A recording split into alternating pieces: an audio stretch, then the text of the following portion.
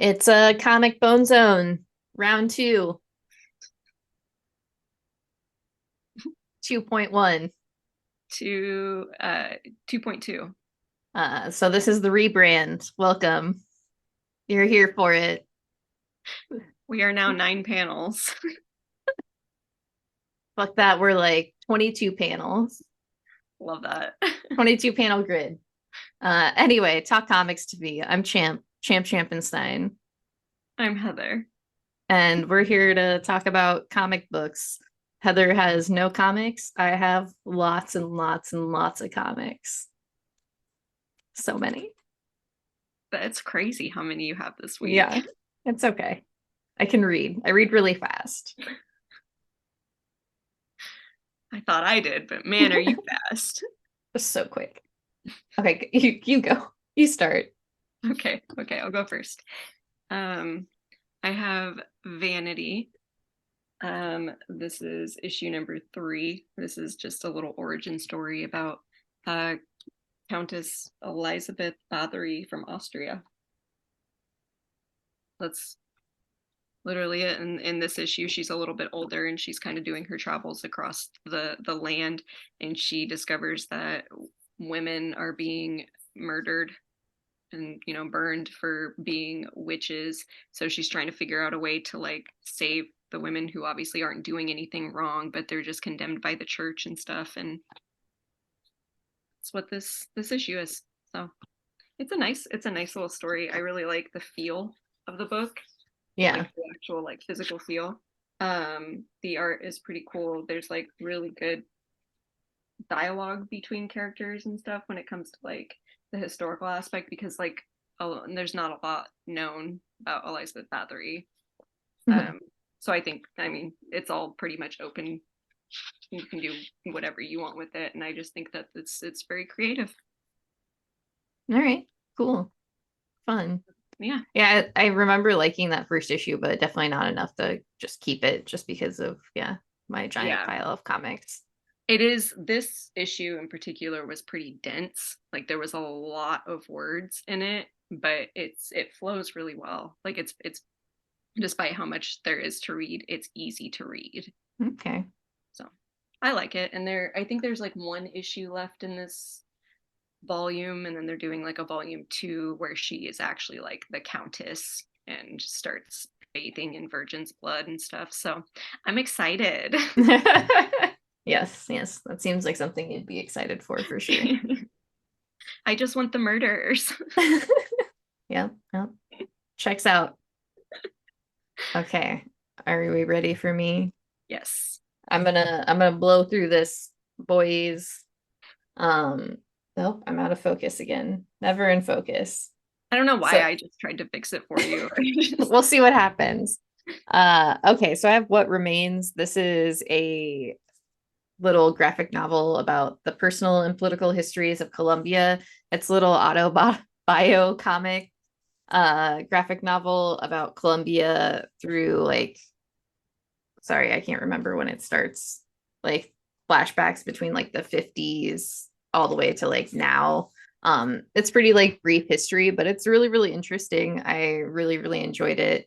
Um, so yeah, that's something that interests you.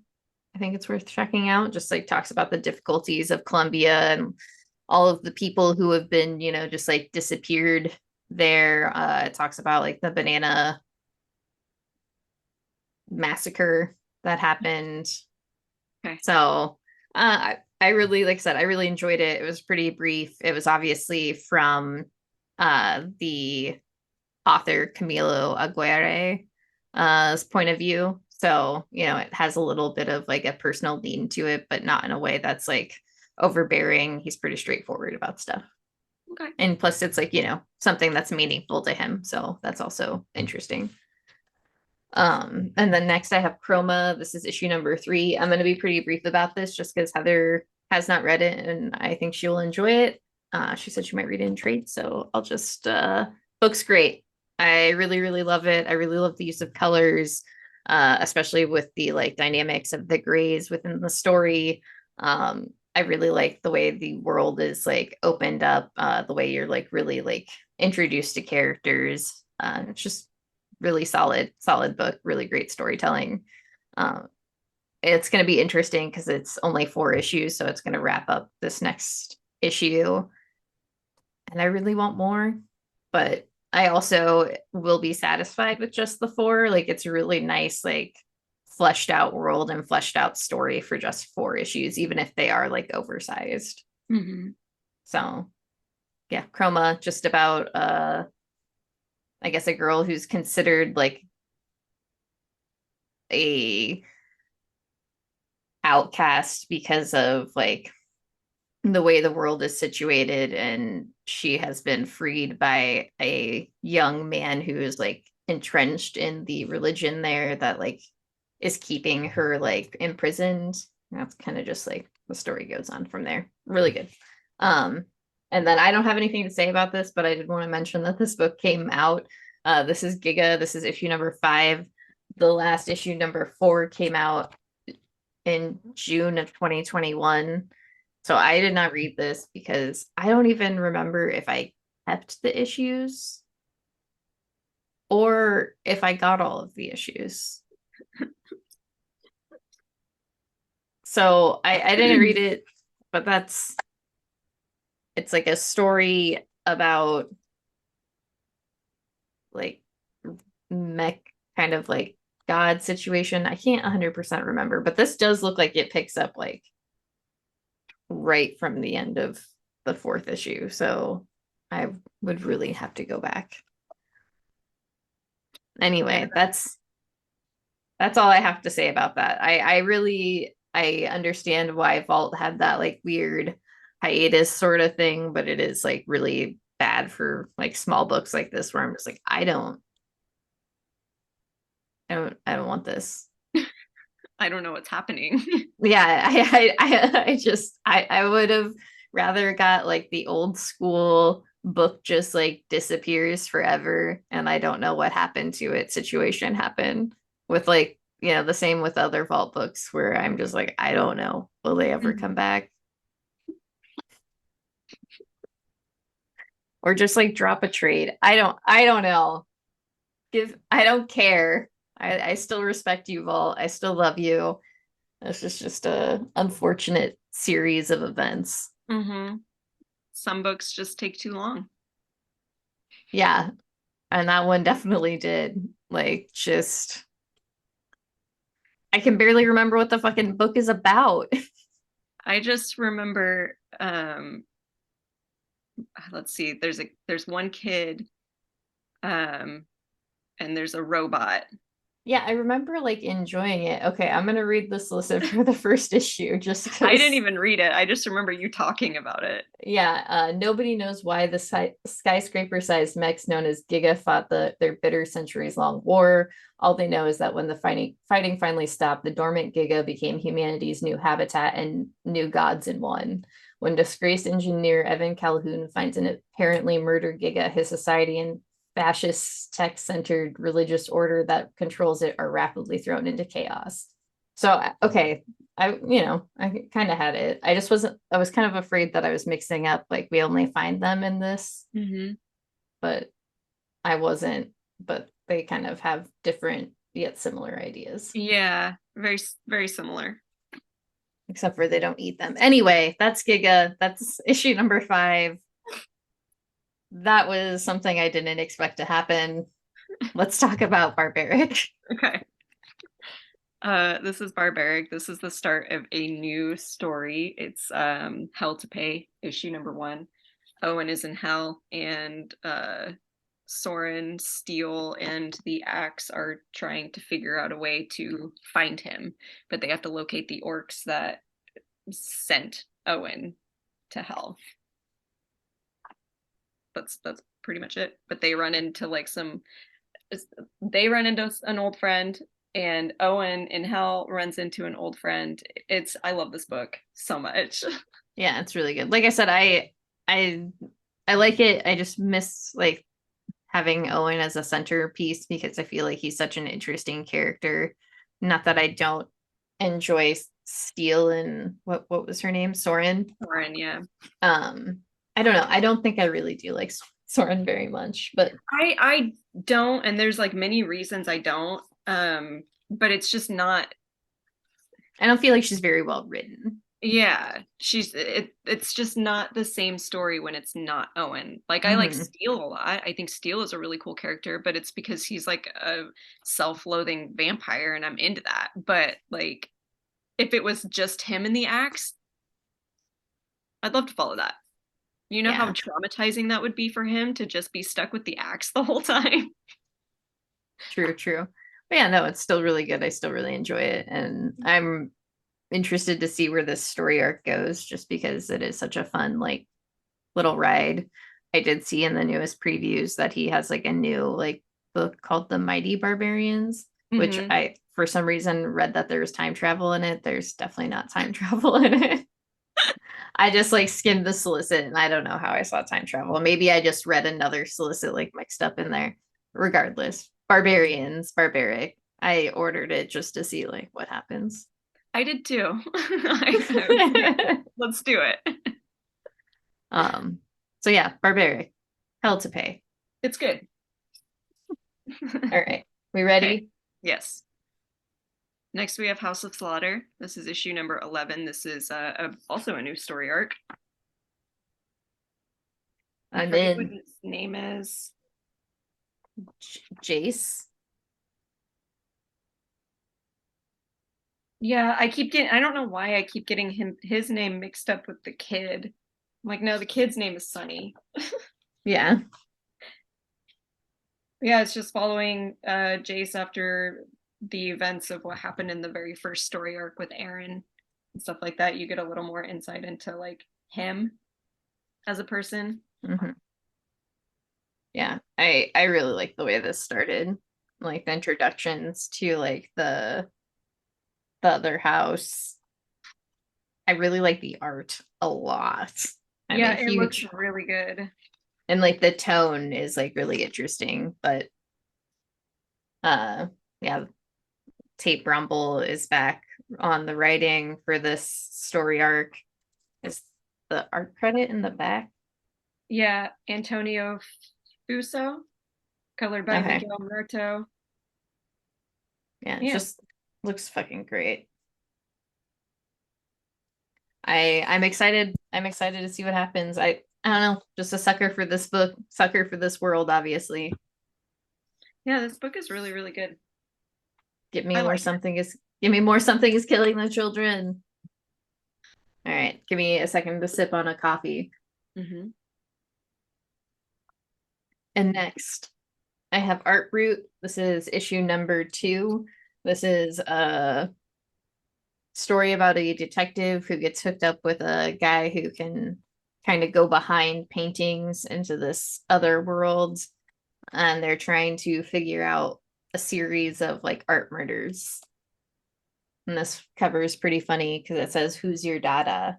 Yeah, I was gonna say I love that cover. That's really It's good. it's really really great. This book is really fun. I mean, it's just definitely a Maxwell Prince book. You know, you can like really feel his like story, the way he tells stories. The art is really good. Martin Morazzo and Matt Lopez does the colors. So it's just, I don't know, it looks great. It's weird and fun, and I don't know. I'll keep reading it. Okay, very good. And then I have Eve. This is Children of the Moon. This is issue number 4. I'm going to finish this all out, though I do feel like there'll probably be more, maybe. Which once again, I think if that's the case, like I'll probably just like zip on out because this has been really interesting. I really have like the development of the story throughout this arc. I just really don't necessarily need it, like I've said before, but still a great book. Just Eve and her sister and the end of the world. Okay. Okay. Oh wait, that's it. That's all I have by myself right now. Okay. I was like waiting. I was like, is there something else? Okay. I went to go grab this and I was like, no, we both have this. I zipped through those. Okay. Are you ready? I'm ready. Okay. This is Nature's Labyrinth. This is issue number 3. This is a story about a group of people who are kind of thrown on an island, and it's like a battle royale. This issue, you kind of get background on the characters that are Hmm. there, like what each of them, who each of them are, like what they did before this whole event, like kind of why they're there. Um, yeah, that's I love this book. This book is so much fun. Yeah, no, I finished this book and I was like, yeah, this book is great. Yeah, I I felt that wish exactly. The last few pages, I was like, oh, that's sick. Yeah, I wish more people were reading it because it is so good. Like I think it's like one of those books that the premise is like hard to sell on people because it's an idea that, has kind of been told before and it's not like anything that is like I guess incredibly original, but the way it is told is very well done and Hmm. it's just like really cool and I just love everything about it. I love the art like a lot and I laugh like even like quite a bit. So Yeah. I think the just yeah. characters are really well developed too. Like as for Hmm. only being 3 issues now, like I feel like you know these characters pretty well, or at least know the type of person they are. And I like how you're like thrown in there as well with like the mystery of like who your main character is that you're following. Like you don't really know, like you know who she is, but not really why she's there. Yeah, because they haven't explained her part yet. So yeah, I agree. It's just a really fun book to read. Hmm. Hmm. Agreed. Agreed. Nature's Labyrinth. You all should read it. Yes. Uh Zach Thompson, what's does the writing. Bailey Underwood is the artist. Renia Sadawaya is the colorist. And like I think the colors are also really well done. Yeah, it is. I was trying to figure, it reminds me of something, like something that I've seen before, but I just can't put my finger on it. Hmm. Like I don't, because we had talked about this last time and I looked up like the artist to see if I had like read any other books and wasn't anything, but the art just reminds me of something and I hope one day I'll be able to figure it out. But every time I read it, I'm like, oh, this looks really familiar. Okay. So sorry. Sorry about that. Uh, next we have Nightfall double feature. This is issue number 2. I will also be brief about this one because Heather has not gotten a chance to catch up because it is the first issue is pretty dense. Hmm. The first story itself is like fairly dense. Basically, bones, just bones. Comic book bone zone. Oh, I thought you were talking about David Boyana's Bones. Bones, yes, yes. Uh this thing called skeletization is I'm pretty sure what they name it. It was something dumb. Something dumb and silly. Starts happening around the world, like bones just keep showing up inside of stuff. Oh, did you just rip your comic apart? No, it just came out. I flipped the page and it just fell out. Sure, pal. What the? Uh, but that's the Cemeterians. That's the first little story, and then the second story is about a family that's on vacation, and some spooky shit starts happening, and There that's are the no Denizen. staple holes in this. This piece of paper was just set in there. And that's the two stories in this book. Damn it. I really enjoy them. I think they're both like really good, solid horror stories. It looks really good. The art's really good for it. Hmm. Hmm. Um, but the paper feels nice. Yeah, the paper does feel nice. And I like how it's just like it is a little good double feature. I really like the second story a lot. Hmm. It's really like the tone is really creepy. Is it Denizen? Is Yeah. that the other one? Okay. Yeah. The Cemeterians is like good, but it just feels like a book or like a story that like you can kind of see the stuff that's like gonna happen, at least between like the two main characters. So Right. Okay. uh I'll get to it, I promise. I'm sure you will. If you don't, whatever, dude. It's Yeah, fine. it It's your happens. life. It's your life. Okay, so the next I have the new champion of Shazam. This is issue number 4. This just like wraps up the whole entire story real fast. Kind of sad. I wish it had lasted at least like 1 or 2 more issues, or I don't know. I would actually take a story by this team again and again and again. I really, really like it. Um, I really, really love the story. I love the art a lot, a lot. Um, Hoppy comes back in this one, and that's cool. The little rabbit that talks because he got zapped by some electricity, and it was a real sad moment in the book.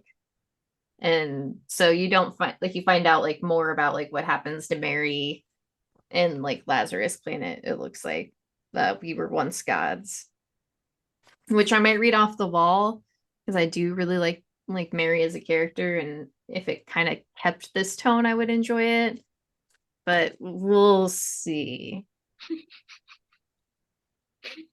Nobody's gonna fool me with Lazarus Planet stuff. I promise you that. Can't do it. I refuse. And then next I have Punisher. This is issue number 9. And this issue, Frank fucking destroys Ares. And the Avengers are kind of meeting to be like, or I guess like not the Avengers, the other group that is Moon Knight, Doctor Strange, Black Widow, Captain America, and Wolverine.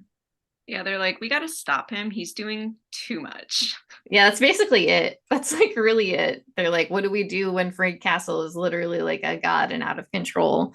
Um, yeah, I don't know. Like you I, I can't tell you. I can't tell you what I like about that book. It's just the art's really great. I like the like flashes between the two like arts with the past and the present. The violence is like insane in this book, just like smashing heads open. Um The whole Ares takedown, I did flip through it because I was like, I it's got to see pretty what it's all sick. about. The Ares takedown of the hands was so cool. Yeah, And I I know love it. Ares. Yeah, it's just like it's like I don't know. I think the thing is it's just like so ludicrous. That's what I've been enjoying about it. Like, I don't know. If I think about it too hard, I think I wouldn't like it as much as, and I think that was the problem when I was in the first half of the book is I was just thinking too hard. Hmm. And if I just let my brain go, no thoughts, Just just comics. just comic books, just Frank Castle being in, I guess, possessed by the beast of the hand, becoming a god, uh smashing heads. It's fine. It's fine. He defeated Ares, the god of war. What else? What's next? Yeah, what's next? What else do He we need? I mean, he killed the whole Marvel universe. Who am I to say like what he can do and what he can't do? Wait, didn't What's more Deadpool? ludicrous than that? Dude's been ludicrous since the start. I was taking myself too seriously. He is a character. Anyway, Punisher number 9. It's a book. It's going. It's going. It looks great. Jason Aaron writes it. I think that's all. I'm gonna pour coffee if you want to hold up our next book and talk about it. Okay. So next we both have this One Bad Day book. This is about Bane. This is by Joshua Williamson, Howard Porter, and then I don't know how to pronounce that first name. Tomu? Tomu Uh, Mori? I don't know. Does the colors for it. It's a Bane story. It's basically him reliving the fact that he broke Batman's back in that really brutal way that he did, and it just keeps coming into play within this story, which I thought was really funny. mhm. I did really enjoy this issue, like surprisingly a whole lot, like Yeah, especially after you had said something about it. Like that was you were the third person that had said something about it. I was like, okay, cool, like I'm gonna like it. Um, but Bane is kind of in a weird retirement as a wrestler, yeah, and he discovers that there is a venom still being made, and so he's going to go destroy it while telling a story about how him and Batman had previously done this or tried to. This is one of my favorite pages just because of like how many friggin' panels there are on Yeah, it. all the panels are so cool. And then the other one that was like near the beginning, which kind of confused me when I was like trying to read it just because I didn't Oh know yeah, which just this the direction. way. Yeah. But it was still like I loved it. Like this book Yeah. was really good. It was, a lot of fun. Yeah, when I first looked at the art, I was like, I don't like this art. But as I like got into reading the story, I was like, oh, actually, I really do like this art. And it fits the story so well. I think that's part of the reason why it did grow on me is because it would just felt like it was meant to be told with that Yeah. story. Um, and yeah, I was surprised by how much I like this. I thought I still like the frost one or the freeze one the most. Hmm. The freeze one the most, but probably like this one right after that because it was just Yeah. I don't know the way that Bane tells the story is really interesting. The idea that he's kind of just been like reliving this part of his life over and over and over again, like night after night, and just like can't seem to find solace because that's like his greatest accomplishment is He really can't. funny. Yeah, it was really like funny and like interesting. Yeah, that was a pretty solid One Bad Day book. Hmm. Yeah, I enjoyed it. All right, you ready? Yes. Next we have Batman Superman World's Finest. This is issue number 11. 11? Yeah, yeah, this book is just What the going. Oh my god, I did not realize that it'd been that many. Um Basically, David, is that his name, the boy's name? Mhm. He's a little bit out of control. Thunder Boy, Despite what? Thunder Boy. Thunder Boy, yeah. Sorry. Um he's out of control and Superman can't really control him. He's been trying to like train him, teach him all that stuff, and it's just not really working out. Um, you know, Superman never lies, so you gotta Yeah, trust him. that was like a little like cute, annoying thing about this like issue, particularly. I was like, okay, I get it. You get it, he doesn't God, lie. God damn. That Dan Mora art just keeps fucking hitting every time, every Mhm. time.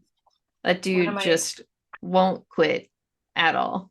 This is one of my favorite pages. How Batman's just like carrying the Joker like a Yeah. baby. I don't know why that was so funny to me. And then he's just gone. You don't see the Joker anymore. Yeah. This is actually a book where I would like to see the Joker because I feel like he would be silly and less like homicidal, which is sometimes what I feel like I would enjoy the Joker more that way.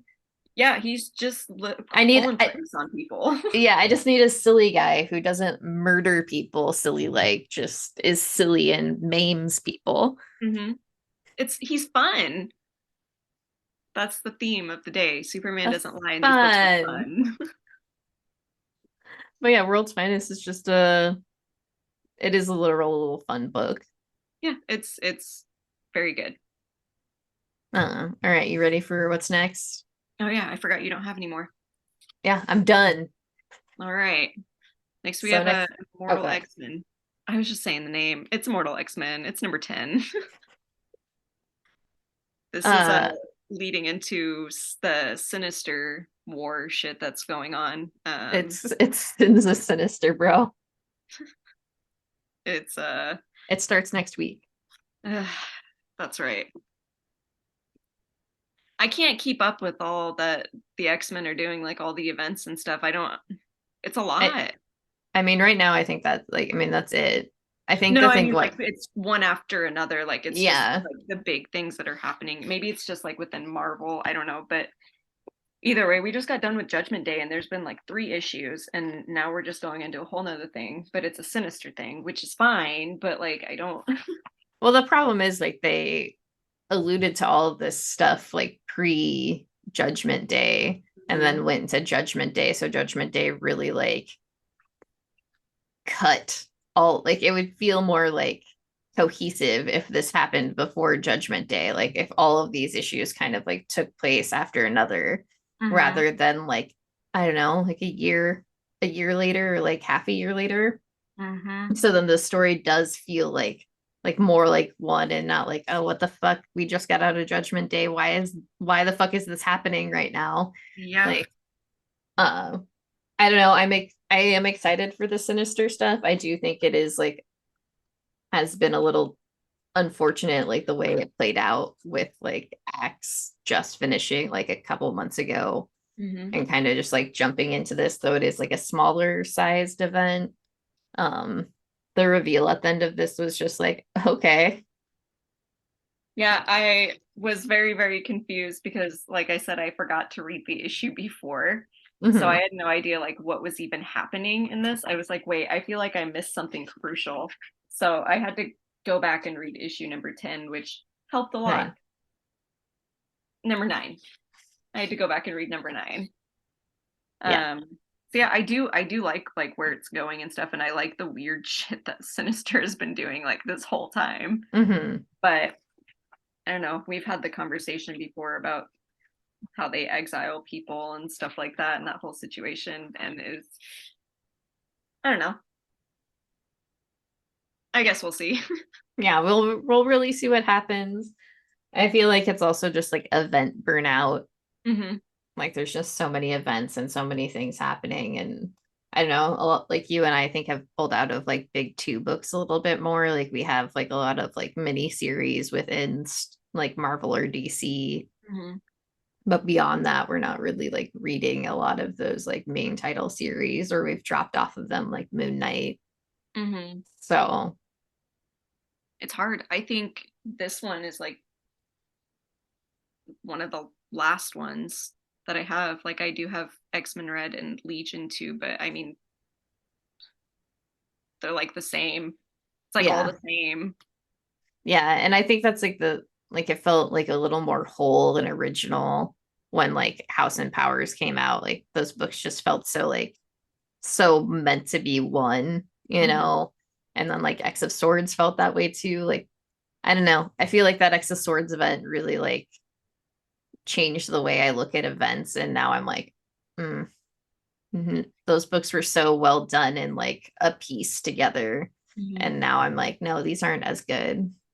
It's a lot to read. Hmm.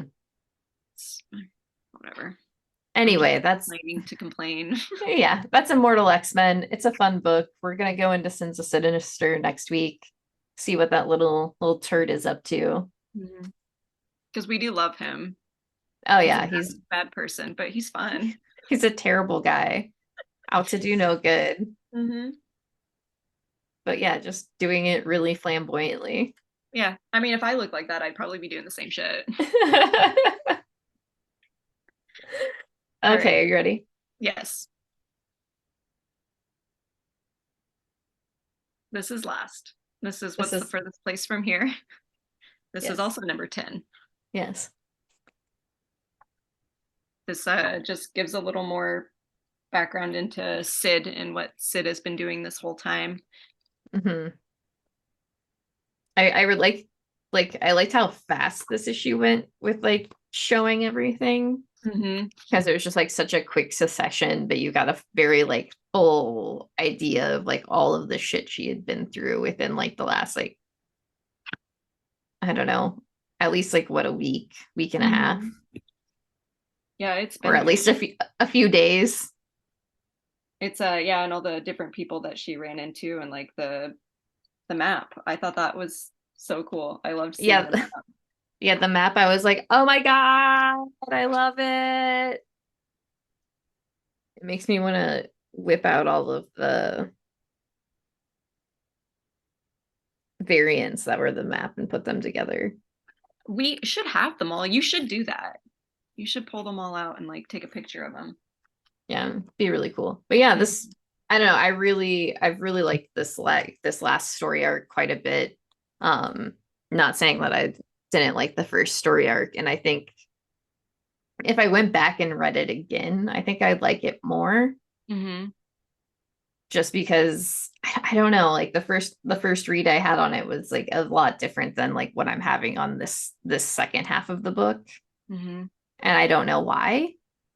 I think it's because we know these characters now and we're like getting more of the background on them, whereas before we just like were introduced to them. So it's Mm-hmm. like, I don't know, when you watch a show, like the first couple episodes, you don't really remember because you only remember like the stuff that you currently know. And then when you Mm-hmm. go back, it's like, oh wait, I know these people.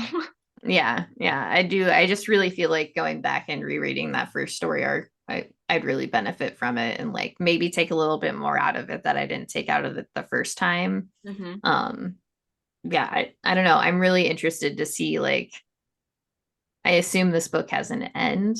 Hmm.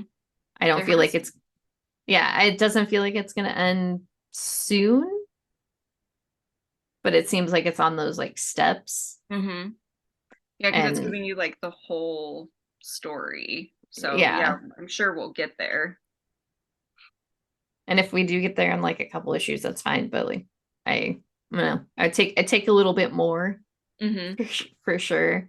It's just a really nice story. Like all the Mhm, characters are done really well. Like the art is cool. The actual story itself is like really cool.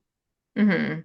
Yeah. I heard I've been listening to the Matthew Rosenberg podcast Hmm. and Tyler Boss was on a episode or like a couple episodes and they were talking about this book and like how they have like a ending that's like a little bit nicer because the pandemic happened. So they didn't want to make it like so like harsh and that they were kind of seeing where things go.